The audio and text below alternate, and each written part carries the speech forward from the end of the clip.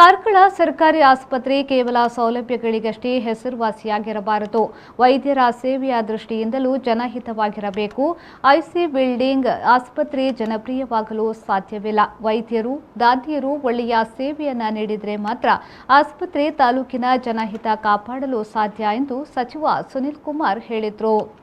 ಕಾರ್ಕಳ ತಾಲೂಕು ಆಸ್ಪತ್ರೆಯಲ್ಲಿ 10 ಬೆಡ್ಗಳ ತುರ್ತು ಘಟಕ, 12 ಬೆಡ್ ಜನರಲ್ ಹಾಸಿಗೆಯ ತುರ್ತು ಘಟಕ ಸಾರ್ವಜನಿಕ ಬಳಕೆಗೆ ಲೋಕಾರ್ಪಣೆಗೊಳಿಸಿ ಅವರು ಮಾತನಾಡಿದರು. ಕಾರ್ಕಳದಲ್ಲಿ ಸೌಲಭ್ಯವಿಲ್ಲ ಎಂದು ಬೇರೆ ಕಡೆ ಹೋಗುವಂತಾಗಬಾರದು. ಇಲ್ಲಿ ಎಲ್ಲ ಸೌಲಭ್ಯಗಳು ಎಲ್ಲರಿಗೂ ಸಿಗಬೇಕು. ಇದೇ ಸ್ವರ್ಣ ಕಾರ್ಕಳದ ಕಲ್ಪನೆ ಎಂದು ಹೇಳಿದರು.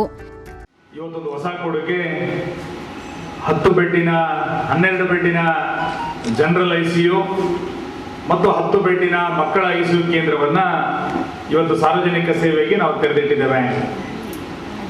ಕಾರ್ಕಳದ ಸಾರ್ವಜನಿಕ ಆಸ್ಪತ್ರೆ ಪ್ರತಿ 6 ತಿಂಗಳಿಗೊಂದು ಈ ರೀತಿಯಾದಂತಹ ಹೊಸ ರೀತಿಯಾದಂತಹ ಸೇರ್ಪಡೆಗೆ ಸಾಕ್ಷಿ ಆಗ್ತಾ ಇರೋದನ್ನ ನೀವೆಲ್ಲರೂ ಕೂಡ ಗಮನಿಸ್ತಾ ಇದ್ದೀರಿ. 10 ವರ್ಷಗಳ ಹಿಂದೆ 5 ವರ್ಷಗಳ ಹಿಂದೆ ಕಾರ್ಕಳದ ಈ ಆಸ್ಪತ್ರೆ ಆವರಣ ಯಾವ ರೀತಿ ಇತ್ತು ಅನ್ನುವಂಥದ್ದು ತುಂಬಾ ಜನರಿಗೆ ಈಗ ನೆನಪಿನಲ್ಲಿ ಉಳಿದಿರಲಿಕ್ಕಿಲ್ಲ. ಆದರೆ ಇವತ್ತು ನಮ್ಮೆಲ್ಲರ ಪ್ರಯತ್ನದ ಕಾರಣಕ್ಕೆ, ಸರ್ಕಾರ ಮತ್ತು ಸಾರ್ವಜನಿಕರ ಸಹಭಾಗಿತ್ವದ ಕಾರಣಕ್ಕೆ ಇವತ್ತು ಎಲ್ಲ ರೀತಿಯಾದಂತಹ ಸೌಲಭ್ಯಗಳನ್ನ ಈ ಆಸ್ಪತ್ರೆ ಇವತ್ತು ಒಳಗೊಂಡಿದೆ ಅಂತ ಹೇಳಲಿಕ್ಕೆ ಅತ್ಯಂತ ಖುಷಿ ಇದೆ ನಮಗೆ. ಒಂದೇ ಕಟ್ಟಡದ ಅಡಿಯಲ್ಲಿ ಮಾಡುವಂತಹ ಪ್ರಯತ್ನವನ್ನ ಅವತ್ತು ನಾವು ಮಾಡಿತ್ತು. ಆದರೆ ಕೋವಿಡ್ನ ವಿಪರೀತವಾದಂತಹ ಪರಿಸ್ಥಿತಿ ನಿರ್ಮಾಣ ಆದಾಗ ಕಾಲಕ್ಕೆ ತಕ್ಕಂತೆ ಯಾವ್ಯಾವ ಸವಾಲುಗಳು ಬರುತ್ತೋ ಅದೆಲ್ಲದನ್ನು ಕೂಡ ಈ ಆಸ್ಪತ್ರೆ ಎದುರಿಸ್ಕೊಳ್ತಾ ಬಂದಿದೆ. ಒಂದು ತಾಲೂಕು ಆಸ್ಪತ್ರೆ ಎಷ್ಟು ಸೌಲಭ್ಯಗಳನ್ನು ಒಳಗೊಳ್ಳಲಿಕ್ಕೆ ಸಾಧ್ಯ ಆಗುತ್ತೋ ಆ ಎಲ್ಲ ಸೌಲಭ್ಯಗಳನ್ನ ಒಳಗೊಳಿಸುವಂತ ಪ್ರಯತ್ನ ಈ ಆಸ್ಪತ್ರೆಯ ಮುಖಾಂತರ ನಾವು ಮಾಡಿದ್ದೇವೆ. ಇವತ್ತು ಗೇರು ಅಭಿವೃದ್ಧಿ ನಿಗಮದ ಅಧ್ಯಕ್ಷ ಮಣಿರಾಜ್ ಶೆಟ್ಟಿ ಅವರು ಮಾತನಾಡಿ, ಆರೋಗ್ಯ ಕ್ಷೇತ್ರದಲ್ಲಿ ಸ್ವಾವಲಂಬನೆ ಅಗತ್ಯ. ಅದನ್ನು ಮನಗಂಡು ಸಚಿವರು ತಮ್ಮ ಆರೋಗ್ಯ ಸೇವೆಯನ್ನ ತಾಲೂಕಿನ ಜನತೆಗೆ ನೀಡಿದ್ದಾರೆ ಎಂದು ಹೇಳಿದರು.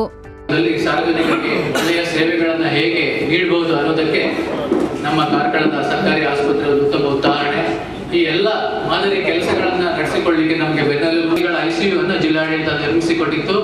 ಈಗಿನ ಸನ್ಮಾನ್ಯ ಮುಖ್ಯಮಂತ್ರಿಗಳಾದ ಬಸವರಾಜ ಬೊಮ್ಮಾಯಿ ಸಾಹೇಬರು ಆವಾಗ ಉಸ್ತುವಾರಿ ಸಚಿವರಾದ ಸಂದರ್ಭದಲ್ಲಿ ಈ ಆಸ್ಪತ್ರೆಗೆ ಭೇಟಿ ನೀಟ್ಟು ಐಸಿಯು ಉದ್ಘಾಟನೆ ಮಾಡಿ ಆಸ್ಪತ್ರೆಯ ಸೇವೆಗಳ ಬಗ್ಗೆ ಮತ್ತು ತಾಲೂಕು ಆಡಳಿತದ ಬಗ್ಗೆ ಒಂದು ಮೆಚ್ಚುಗೆ ಮಾತುಗಳನ್ನು ಆಡಿದ್ದನ್ನು ನಾವು ಈ ಸಂದರ್ಭದಲ್ಲಿ ನೆನೆಸಬೇಕಾಗ್ತದೆ. ಶಾಸಕರು ಒಂದು ಪೂರ್ವ ತಯಾರು ಮಾಡಿ ಅವರ ಯೋಜನೆ ಅಂತ ಹೇಳಿ ಒಂದು ವಾತ್ಸಲ್ಯ ಅಂತ ಹೇಳಿ ಒಂದು ಅಭೂತಪೂರ್ವ ಒಂದು ಯಶಸ್ಸು ಕಂಡಂತ ಯೋಜನೆಯನ್ನು ನಿರ್ಮಾಣ ಮಾಡಿದ್ರು.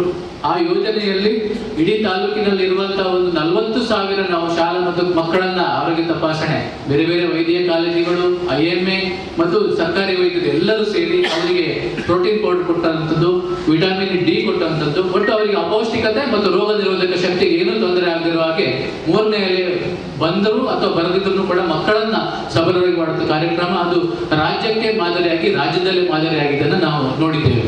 ಆಸ್ಪತ್ರೆಗೆ 78.18 ಲಕ್ಷ ರೂಪಾಯಿ ಮೊತ್ತದ ಮಕ್ಕಳ ಐಸಿಯು ಘಟಕ ನಿರ್ಮಾಣದ ಅದಾನಿ ಸಂಸ್ಥೆಯ ಕಿಶೋರ್ ಆಳ್ವಾ ಅವರು ಮಾತನಾಡಿ, ದಕ್ಷಿಣ ಕನ್ನಡ, ಉಡುಪಿ ಜಿಲ್ಲೆಯಲ್ಲಿ ವಿದ್ಯುತ್ ಸ್ಥಾವರ, ಗ್ಯಾಸ್ ಪೈಪ್ಲೈನ್ ಯೋಜನೆ, ವಿಮಾನ ನಿಲ್ದಾಣ ಇವುಗಳನ್ನು ನಿರ್ವಹಿಸುತ್ತಿದ್ದು ತನ್ನ CSR ಯೋಜನೆಯಲ್ಲಿ 10 ಹಲವಾರು ಅಭಿವೃದ್ಧಿ ಕೆಲಸಗಳನ್ನು ಜಿಲ್ಲೆಯಲ್ಲಿ ಹಮ್ಮಿಕೊಂಡಿದ್ದು ಅಭಿವೃದ್ಧಿಗೆ ಕೈಜೋಡಿಸಿದೆ ಎಂದು ಹೇಳಿದರು.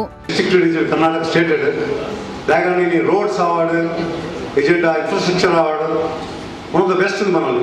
Nama one state, in country, the Lagan Git, one show the highways, in roads, here among the Andujan. Like Karna, Ilita, Minister and V. Kumar.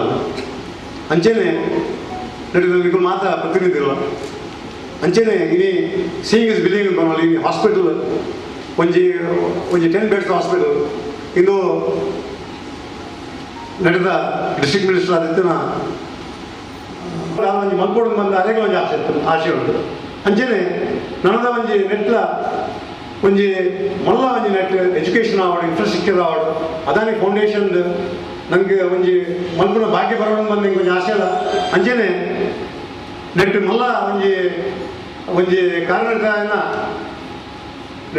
ನಡೆದ ಮಿನಿಸ್ಟರ್ ಅವಾರ್ಡ್, MLA ಅವಾರ್ಡ್ 6 ಮಸ್ತಿನತ್ತ ಒಂದು ಬೆರೆಟ್ ಇರ್ತದೆ, ಒಂದು ರೆವಲ್ಯೂಷನ್ ಮಲ್ತದೆ.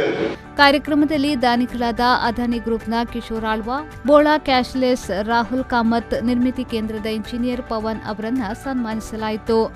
ಪುರಸಭೆಯ ಅಧ್ಯಕ್ಷ Suma Keshava, Udupi DHO Nagabhushan, Udupi tahsildar Pradeep Kurdekar, ರಾಜ್ಯ medical association ಅಧ್ಯಕ್ಷ ಸುರೇಶ್ ಕುಡ್ವಾ ಉಪಸ್ಥಿತರಿದ್ದರು.